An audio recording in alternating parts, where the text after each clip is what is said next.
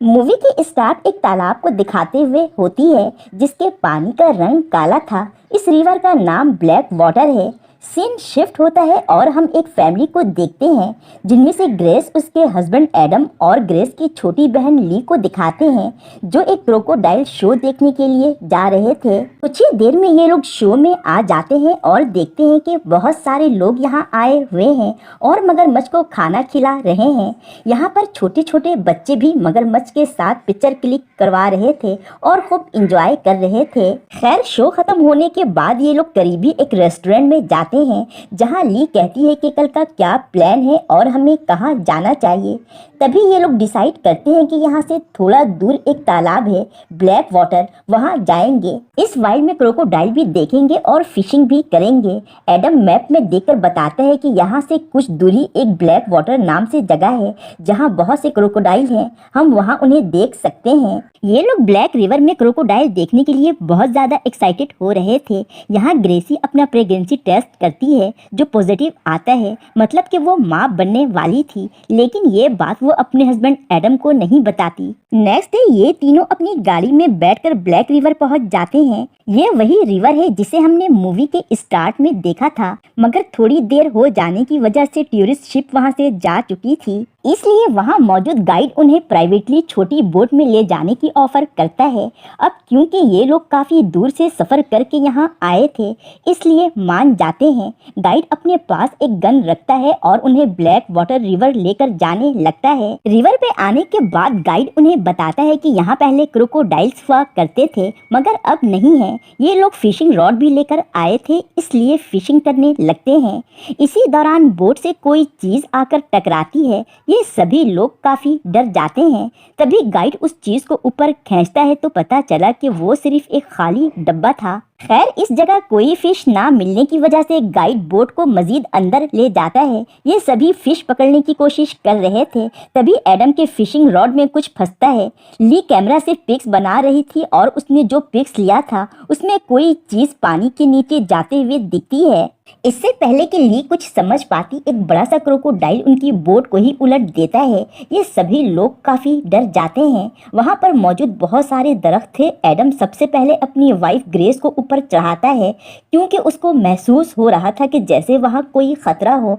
वहीं ली को दिखाते हैं जो अब भी बोट के नीचे दबी हुई थी। तभी ग्रेस की नज़र टूरिस्ट गाइड की बॉडी पर पड़ती है, जिसे देखकर वो डर जाती है और एडम को फौरन से दरख्त के ऊपर आने के लिए कहती है। एडम भी जल्दी से दरख्त पर आ जाता है, जिससे उसकी जान उस खूंखार क्रोकोडाइल से बच जाती है। वहीं ली जो अभी तक बोट के नीचे थी, वो किसी तरह से निकलकर बोट पर आ जाती है, मगर वो दरख्त तक नहीं आ सकती थी क्योंकि क्रोकोडाइल अभी भी वहीं कहीं मौजूद था और बोट को बार बार हिलाकर ली को नीचे गिराने की कोशिश करता है।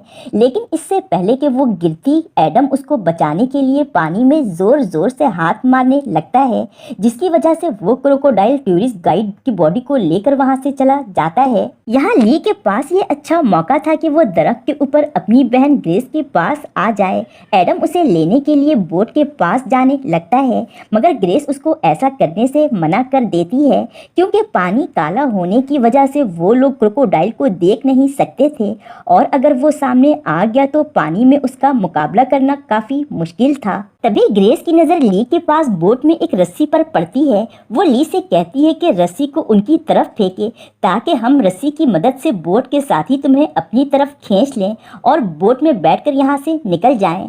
ली ऐसा ही करती है और रस्सी को उनकी तरफ फेंक देती है।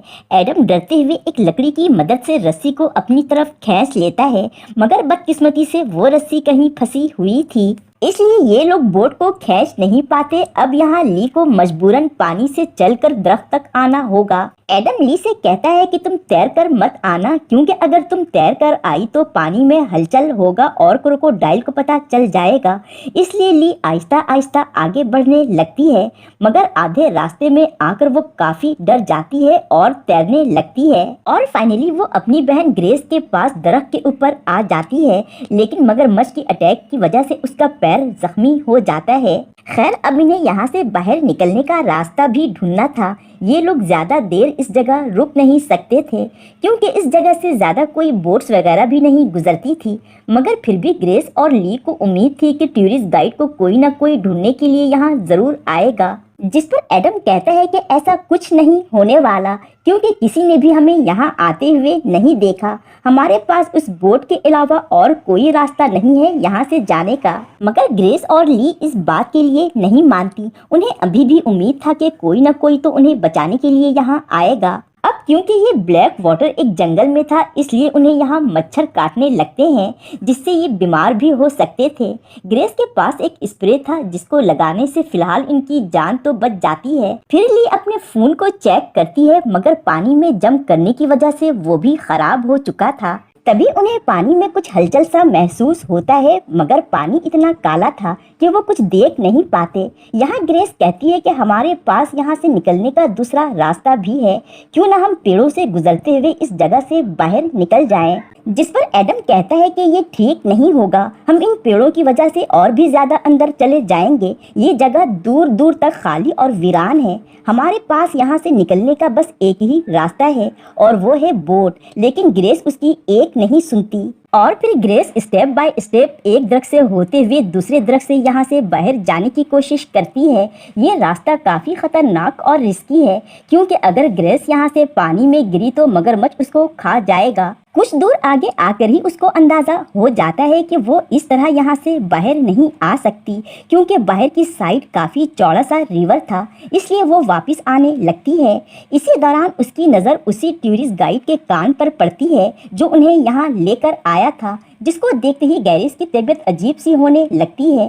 किसी तरह से वो एडम और ली तक पहुँचती है और उन्हें सारी बात बताती है। अब इन्हें ये तो क्लियर हो गया था कि सिवाय इस उल्टे हुए बोट को यहाँ से सीधा करके निकलने के इनके पास और कोई रास्ता नहीं है। मगर फिर भी ली और ग्रेस इस रिवर में उतरने से डर रही थी, इसलिए वो एडम को भी पानी में जाने से मना कर देती हैं क्योंकि उन्हें अभी भी उम्मीद थी कि कोई ना कोई बोट तो यहाँ से ज़रूर गुजरेगी। वहीं ग्रेस जो स्प्रे मच्छरों से बचने के लिए यूज़ कर रही थी वो भी पानी में गिर जाता है, जो देखकर एडम को भी गुस्सा आ गया था और अब तो वो मच्छरों की वजह से यहाँ एक मिनट भी नहीं रुक सकते थे।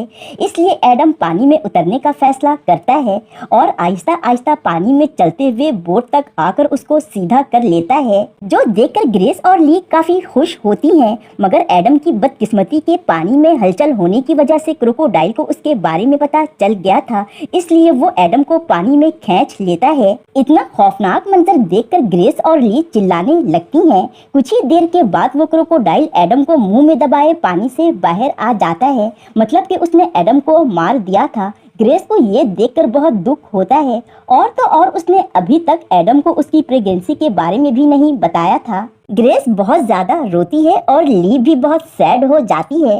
क्रोकोडाइल एडम की बॉडी को पानी में लेकर चला जाता है। ग्रेस खुद को संभालने की कोशिश करती है, तभी ली कहती है, हम यहाँ स्टक हो गए हैं, हमारा यहाँ से निकलना अब बहुत ही मुश्किल है। अगर हम पानी में गए तो मगरमच्छ हमें भी मार देगा। लेकिन ग्रेस ली को समझाती है कि हिम्मत रखो, हम इस बोट की मदद से यहाँ से निकल जाएंगे, जिसे एडम ने सीधा कर दिया था। ग्रेस किसी तरह से नीचे आकर एक लकड़ी की मदद से बोट की रस्सी को अपनी तरफ खींचने की कोशिश करती है जो कि बोट से बंधा हुआ था। इसी दौरान उसे पानी में कुछ महसूस होता है जिससे ग्रेस समझ जाती है कि मगरमच्छ उसकी तरफ आ रहा है, इसलिए वो जल्दी से पेड़ पर चढ़ जाती है। मगर तभी अचानक से मगरमच्छ पानी से निकलकर ऊंचा जंप करते हुए ग्रेस पर अटैक करता है, जिससे वो बहुत ज्यादा डर जाती है और वापस ली के पास आ जाती है। मगरमच्छ वापस पानी के अंदर चला जाता है। वहीं ग्रेस अपने हस्बैंड की लाश को देखकर बहुत दुखी हो जाती है और रोने लगती है। अब रात हो गई थी और बारिश भी होने लगती है। ये दोनों बहनें दरख्त पर ही पूरी रात गुजार देती हैं। नेक्स्ट डे तक उनकी बोट उनसे काफ़ी दूर जा चुकी थी पानी की बहाव से। अब बोट तक पहुंचने के लिए ये दोनों बहनें दरख्त पर चढ़ते हुए आगे बढ़ने की कोशिश करती हैं, मगर एक पॉइंट ऐसा आता है जब उन्हें पानी में उतरना ही पड़ता है। आधे रास्ते में आकर वो मगरमच्छ इनके सामने आ जाता है, जिसको देखकर ये काफी घबरा जाती हैं और वापस भागकर दरख्त पर चढ़ने की कोशिश करती हैं। मगर क्रोकोडाइल ने ग्रेस को पकड़ लिया था। ग्रेस फिर भी किसी तरह से बचकर दरख्त पर आ जाती है, लेकिन वो काफी जख्मी हो चुकी थी। ली अपनी सिस्टर के पैर में एक कपड़ा बांध देती है ताकि ब्लीडिंग रुक जाए, मगर ग्रेस को मेडिकल की बहुत ज्यादा जरूरत थी। इसी दौरान ली ने देखा कि वहां से एक बोट गुजर रही है। ली उन्हें बताने की कोशिश करती है कि ये लोग मुसीबत में फंसे हैं, मगर इंजन की आवाज की वजह से वो लोग ली को सुन नहीं पाते और वहां से चले जाते हैं। अब ली को अपनी बहन को भी बचाना है, क्योंकि वो बहुत ज्यादा जख्मी है और अगर उसे टाइम पर मेडिकल ना मिला तो खून बहने की वजह से उसकी मौत भी हो सकती है। इसलिए ली बहुत सारा हिम्मत करते हुए पानी में उतर जाती है और आहिस्ता आहिस्ता बढ़ते हुए बोट तक आ जाती है। मगर बोट पर आते ही वो क्रोकोडाइल वहां आ जाता है और ली को मारने के लिए बोट पर चढ़ जाता है। इस वजह से ली को मजबूरन पानी में कूदना पड़ता है। ली कुछ दूर ही तैर पाई थी कि उसके सामने क्रोकोडाइल आ जाता है, जो उसे पानी के अंदर खींच लेता है। कुछ देर बाद जब ली की आंख खुली तो वो एक छोटे से टापू पर बेहोश पड़ी थी। उसके सामने गाइड की बॉडी पड़ी थी और वो खुद भी काफी जख्मी थी। उसकी एक उंगली भी टूट चुकी थी। दरअसल क्रोकोडाइल का पेट जब भरा होता है तो वो अपने शिकार को मारकर फ्यूचर के खाने के लिए जमा करते जाते हैं और ली के साथ भी कुछ ऐसे ही हुआ था। ली की किस्मत अच्छी थी कि उसकी जान बच गई थी। खैर फिर ली को गाइड के पास से उसकी गन मिलती है, जो पानी और कीचड़ की वजह से जैम हो गई थी। ली गन को अच्छे से पानी में धोती है और किसी तरह से उस गन को यूज करके क्रोकोडाइल को मारने का फैसला करती है। वो अपने एक हाथ से पानी को हिलाती है ताकि मगरमच्छ हलचल देखकर वहां आ जाए। क्रोकोडाइल ली के पीछे से आता है, लेकिन ली को पता चल चुका था। वो क्रोकोडाइल को शूट करने की कोशिश करती है, मगर उसकी बुरी किस्मत कि गन फिर से जाम हो जाता है। अब ली अपनी जान बचाने के लिए पानी में अंधाधुंध भागती है। क्रोकोडाइल भी उसके पीछे आ रहा था। अब बस वो क्रोकोडाइल ली को मारने ही वाला था कि ली की किस्मत साथ दे गई और उसकी जैम गन चल जाती है, जिससे उस मगरमच्छ का फाइनली दी एंड हो जाता है, यानी कि वो मारा गया। ली फौरन से उस पेड़ पर आती है जहां उसकी बहन ग्रेस जख्मी हालत में थी, मगर ज्यादा खून बह जाने की वजह से उसकी मौत हो चुकी थी। इस ट्रिप पर ली ने अपने ब्रदर इन लॉ और सिस्टर दोनों को ही खो दिया था। गाइस, ये मूवी एक रियल स्टोरी पर बेस्ड है। ली किसी तरह से खुद को संभालते हुए अपनी सिस्टर ग्रेस की बॉडी को बोट पर डालती है और वहां से निकल जाती है और बस यही दिखाते हुए ये मूवी यहीं खत्म हो जाती है। Thank you for watching.